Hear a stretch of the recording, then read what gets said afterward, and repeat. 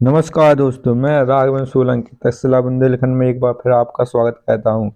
आपने देखा होगा कि आपकी क्रमागत आपकी संविधान की क्लासें दी जा रही हैं, तो इसके बाद हमने प्रस्तावना दी थी इसके पहले। इसके बाद आपको आज अनुसूचियों के बारे में बताया जाएगा। यहाँ से आपके जरूर क्वेश्चन बनते हैं आपके एग्जाम में। तो हमारे साथी हैं, पहली बार जुड़ रहे हैं, तो हमारे चैनल को सब्सक्राइब कर लें, ठीक है। क्योंकि यहाँ पर आपके जो आगामी प्रतियोगिता परीक्षाएं हैं, वनडे एग्जाम है, पुलिस है, जैसे एसएससी जीडी है, या अन्य परीक्षाएं हैं वनडे एग्जाम वाली, तो उन पर तैयारी कराई जाती है आपके सिलेबस के अनुसार, ठीक है। तो आप चलते हैं बिना देरी किए हुई अपने अनुसूचियाँ पढ़ते हैं आज। तो इसमें देखिए आपकी पहली अनुसूची, ठीक है। आपकी जो मूल संविधान था, तो इसमें कितनी अनुसूचियाँ थी अपनी? 8 अनुसूची थी, और 4 इसमें बाद में जोड़ी गई संशोधन कर करके। तो वो भी आपको बताएंगे कि कौन सा संशोधन जोड़ी गई। तो 8 तो अपनी यहाँ तक तो थी, 8 पहले से लेके 8 तक, और 9वीं आपकी 4 और जोड़ी गई थी, 9, 10, 11 और 12वीं। तो इसमें संशोधन हुआ था संविधान में, ठीक है। तो आपकी पहली अनुसूची किससे संबंधित है? अनुसूची पहली, ठीक है। आपके क्वेश्चन ऐसे आएंगे, पहली अनुसूची में क्या दिया है संविधान में, चौथी अनुसूची में किसके बारे में बताया गया है, या छठी सूची में किसके बारे में बताया गया है। तो आपको 4 ऑप्शन दिए रहेंगे, उसमें से एक सही होगा और 3 गलत होंगे, या इनमें से नहीं है जो दिया नहीं है, तो इसमें आपको समझना है। तो पहली अनुसूची है आपकी, राज्य तथा संघ राज्य क्षेत्रों का वर्णन किया गया है, ठीक है। राज्य संघ राज्य क्षेत्रों का वर्णन किया, जो अपना भारत संघ राज्य संघ है पूरा, तो उसमें राज्य भी है, जैसे अपने उत्तर प्रदेश है, मध्य प्रदेश, बिहार, उड़ीसा, छत्तीसगढ़, महाराष्ट्र, तमिलनाडु, ये सब अपने राज्य हैं। संघ राज्य आपके केंद्र शासित प्रदेश, जैसे आपके जम्मू कश्मीर है, लद्दाख है, आपके पुडुचेरी है, अंडमान निकोबार द्वीप है, और आपका चंडीगढ़ है, ठीक है। तो ये आपके किस में आते हैं? संघ राज्य क्षेत्र में। इसके बारे में बताया गया कि इनकी सीमाएं कितनी हैं, कितने हैं, इनका कब निर्माण हुआ, कौन से इसमें किस तरीके से निर्माण किया गया, कौन कौन से जिले आएंगे इसमें। तो ये सब आपका सीमा रेखा के बारे में, आपकी कितनी सी इसकी सीमा रेखा है राज्यों की, इसमें सब बताया गया है, ठीक है। तो इसके बाद है अपना इसमें अगला दूसरी अनुसूची। दूसरी अनुसूची में क्या कहा गया है?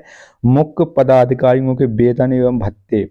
जैसे कि आपके देखा होगा कि मुख्य पदाधिकारी जो संवैधानिक पद हैं या मुख्य पदाधिकारी हैं, जैसे कि वेतन, उनके वेतन भत्ते। वेतन आप जानते हैं तनख्वाह, वेतन कहते हैं उनको, सैलरी कहते हैं इंग्लिश में। तो आपके वेतन हो गए एवं भत्ते दिए जाते हैं किसी वर्ष पर, किसी त्योहार पर।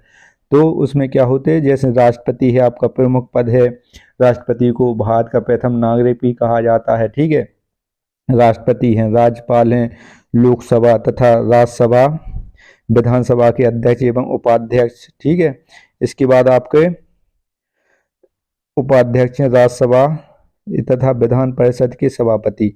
आपने देखा होगा विधानसभा अलग है और विधान परिषद अलग है। विधानसभा सब राज्यों में होती है और विधान परिषद कुछ कुछ राज्यों में होती है। जैसे अपने भारत में विधान परिषद आपके 6 राज्यों में है, जैसे आपका बिहार हो गया, उत्तर प्रदेश, महाराष्ट्र हो गया, आपका कर्नाटक हो गया, और इसमें तेलंगाना और आंध्र प्रदेश में, ठीक है। आपके 6 राज्यों में है। इसके बाद उप सभापति के वेतन भत्ते, उच्चतम न्यायालय, उच्च न्यायालय के न्यायाधीशों, भारत के नियंत्रक महालेखक, लेखा सीएजी कहा जाता है, परीक्षक एवं वेतन भत्ते और पेंशन, जो आपकी रिटायर्ड होने के बाद जो पेंशन वेतन की आदि मिलती है, वो भी सबका उल्लेख कहाँ पर किया गया है? आपका अनुसूची 2 में। आपको ध्यान रखना, डायरेक्ट क्वेश्चन पूछे जाते हैं यहाँ से। इसके बाद आपका तीसरी अनुसूची, व्यवस्थापिका के सदस्य। व्यवस्थापिका आप जानते हो, जैसे आपके विधायक हो गए, मंत्री हो गए, राष्ट्रपति हो गए। तो व्यवस्थापिका के सदस्य जैसे मंत्री, राष्ट्रपति, उपराष्ट्रपति, न्यायाधीशों आदि के लिए शपथ का उल्लेख, ठीक है। आपने देखा होगा जब इनके पास संघ राज्य क्षेत्र के वर्णन हो गया और इनके पास वेतन भत्ते आ गए, जब किसी को आप पैसा दोगे तो उससे कुछ काम भी करवाओगे, तो उसमें आपके शपथ दिलाते हैं। शपथ के बाद जिसमें आपके मंत्री आते हैं, राष्ट्रपति आते हैं, उपराष्ट्रपति, न्यायाधीश आते हैं, का शपथ का उल्लेख किया गया है। इसके बाद आपकी चौथी अनुसूची, यहाँ से ज़्यादा क्वेश्चन पूछे जाते हैं। चौथी अनुसूची से आपको ध्यान रखना है, ठीक है। चौथी अनुसूची, राज्यसभा में स्थानों का आवंटन राज्यों तथा संघ राज्य क्षेत्रों में किए जाने का उल्लेख, ठीक है। राज्यसभा में जो आपके प्रतिनिधि आते हैं, जो आपके सदस्य चुन के आते हैं राज्यसभा के, कि राज्यसभा कहाँ होती है, आपकी जो संसद है वो राष्ट्रपति, राज्यसभा और लोकसभा के मिलकर बनती है। लोकसभा का चुनाव तो प्रत्यक्ष रूप से जनता करती है, उनके सदस्य प्रतिनिधि कहते हैं, उनको वोट देते हैं। लेकिन राज्यसभा का चुनाव आपने कभी ऐसा नहीं देखा होगा कि आज राज्यसभा सभा के आज सदस्यों का चुनाव है, चलो वोट डाल के आए। इसमें कुछ अनुपातिक प्रणाली होती है, कल अनुपातिक संगमणीय प्रणाली के द्वारा इसमें किया जाता है मतदान, ठीक है, खुला मतदान होता है आपका। इसके बाद आपको ध्यान रखना है, इसके बाद आपका है 5वीं अनुसूची। 5वीं अनुसूची में क्या कहा गया था, इसमें अनुसूचित क्षेत्रों और जनजातियों के प्रशासन व नियंत्रण के बारे में उल्लेख किया गया है। इसमें अनुसूचित क्षेत्रों और जनजातियों के प्रशासन व नियंत्रण के बारे में उल्लेख किया गया है, ये आपको ध्यान रखना है। इसमें अनुसूचित क्षेत्र, जैसे आपके अनुसूचित जनजाति देखी हुई, जैसे आपके सहरिया हैं, गोंड हैं, या आपके जो लोगड़िया टाइप के रहते हैं, इनका घर ठिकाना नहीं रहता, या एक समूह में रहते हैं, इनका अलग पहाड़ियों में समूह या कोई जंगल में समूह रहता है, वे अनुसूचित या जनजाति कहलाती हैं, ठीक है। उनका प्रशासन किस प्रकार से किया जाएगा व उन पर नियंत्रण किस प्रकार से किया जाता है, उसके बारे में बताया गया अनुसूची 5 में। इसके बाद आपकी है अनुसूची 6, इसमें कहा गया असम, मेघालय, त्रिपुरा, मिजोरम, असम, मेघालय, त्रिपुरा, मिजोरम राज्यों के जनजाति क्षेत्र के प्रशासन के विषय में जानकारी दी गई। इसमें भी जानकारी दी गई जनजातियों के क्षेत्र में। इसमें क्या है, इसमें राज्य बंटन किया गया है, राज्य को बांटा गया है। जैसे आपने देखा होगा नक्शा कभी, तो बांग्लादेश के किनारे जहाँ पर सीमा रेखा बनती है बांग्लादेश के, वहाँ के राज्य लिए गए हैं। जैसे असम की सीमा बांग्लादेश से लगती है, मेघालय की, त्रिपुरा और मिजोरम, ये आपके 4 राज्य हैं। इनके जनजाति क्षेत्रों के प्रशासन के बारे में जानकारी दी गई है।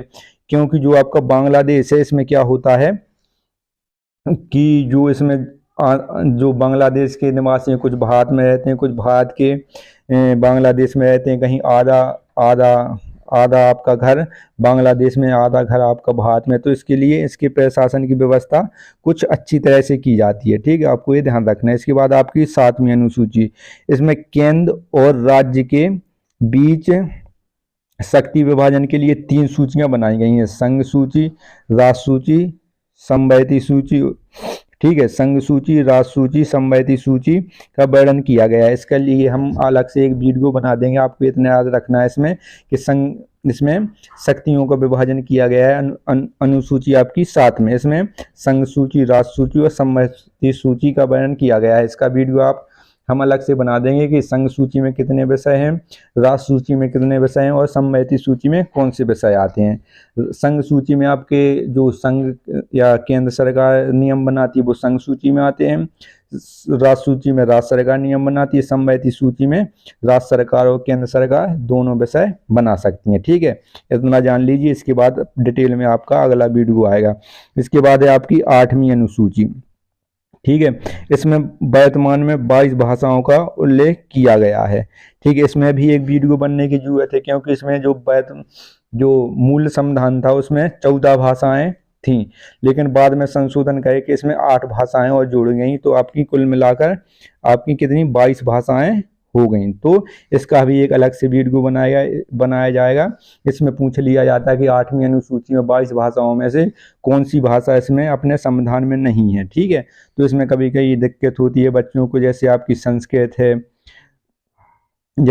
संस्कृत है नहीं है, उसमें आपकी राजस्थानी नहीं है, उसमें आपकी जो चीनी है वो भी नहीं है, आपको ध्यान रखना है, ठीक है। इंग्लिश भी नहीं है उसमें, क्योंकि उसमें वो ऑप्शन ऐसे देते हैं, इंग्लिश जरूर देते हैं कि इंग्लिश पे ज़्यादा बच्चे बोलते हैं, बोलने का प्रयास करते हैं, इंग्लिश ज़्यादा चलती है, स्टाइल मारते हैं लड़के बोलकर। तो इसको आपको ध्यान रखना है कि इंग्लिश इसमें आपकी जो मूल आपकी 22 भाषाएं उसमें इंग्लिश नहीं है, ठीक है। तो ये आपको बता दिया है, क्योंकि ये आपका ऑप्शन में जरूर आएगा। इसके बाद है 9वीं अनुसूची, ये आपको ध्यान रखना है। इसमें न्यायिक समीक्षा प्रतिरोध प्रावधान भूमि सुधार संबंधी एक्ट का उल्लेख किया गया, ठीक है। इसमें न्यायिक समीक्षा प्रतिरोधी प्रावधान भूमि सुधार संबंधी एक्ट का उल्लेख किया गया। इसमें आपका एक प्रथम संविधान संशोधन अधिनियम कौन सा था आपका 1991, ठीक है। 91 में इसको जोड़ी गई थी। स्वतंत्रता के इसके गणतंत्र के तुरंत 1 साल बाद इसमें परिवर्तन करना पड़ गया था संविधान में, और प्रथम संविधान संशोधन द्वारा 9वीं अनुसूची आपकी जोड़ी गई थी। ठीक है, इसके बाद है आपकी 10वीं अनुसूची। 10वीं अनुसूची, इसमें दल बदल संबंधी प्रावधान का उल्लेख किया गया। कौन सा? दल बदल संबंधी। इसको आपका 52वां संविधान संशोधन अधिनियम कौन सा था इसमें? 1985। आपको ध्यान रखना है, ठीक। 1985 में इसको जोड़ा गया था। 9वीं अनुसूची प्रथम 1951, और इसमें 52वां संविधान संशोधन था और अधिनियम 1985 में जोड़ा गया था। ठीक है, दल बदल कानून, इसमें अब 2/3 का नियम लागू कर दिया गया है। इसके बाद है आपका अगला 11वीं अनुसूची। 11वीं अनुसूची में इसमें पंचायती राज अधिनियम का वर्णन किया। इसमें क्या है? ये किया गया था आपका 73वां संविधान संशोधन अधिनियम कौन सा था? 1992। ठीक है, 92 में ये आया था और 93 में ये लागू हुआ था। ठीक है, आपको ये ध्यान रखना, कभी कभी कंफ्यूज करने के लिए दिया जाता है कि आपका बॉन्ड आप ये यहाँ पर हट गया था तो थोड़ी दिक्कत आई थी। इसके बाद आगे चलते हैं अपन। इसमें क्या है आपकी 12वीं अनुसूची। आपका 11वीं देख लिया, आपके 73वां संविधान संशोधन अधिनियम 1992। ठीक है, आपको ध्यान रखना है, और 93 में लागू हुआ था।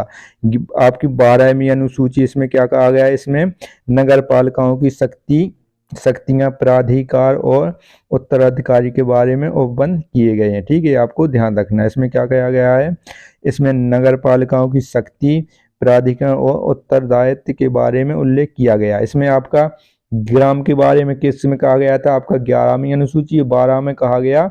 इसको जोड़ा गया था 74वां संविधान संशोधन अधिनियम 1992। ठीक है, लागू किया गया था कब? 93 में। ये साथ साथ में हुई थी 73वां संविधान संशोधन और 74वां संविधान संशोधन। 1992 में लागू दोनों 93 में हुई थी। आपको ध्यान रखना है। इसमें आपकी नगर पालिका है, नगर निगम है, नगर पालिका है, नगर निगम है, इसमें ये सब व्यवस्था की गई थी। ठीक है, उसके 11वीं है जो गांव के बारे में बताती है, जैसे प्रधान है, जिला सरपंच है, ये सब इसके बारे में बताती है। और इसमें सही निकाय के बारे में बताया गया। ठीक है, 12वीं अनुसूची में जैसे आपकी नगर पालिका है, नगर निगम है, नगर, ये सब आपकी व्यवस्थाएं की गई हैं। ठीक है, ये आपको जरूर पढ़ना चाहिए, इससे आपके जरूर क्वेश्चन पेपर में आएंगे, आपको ध्यान रखना। ठीक है, और हमारे वीडियो को लाइक करें, शेयर करें, सब्सक्राइब करें, और जल्द ही मिलते हैं अगली वीडियो के साथ। जय हिंद दोस्तों।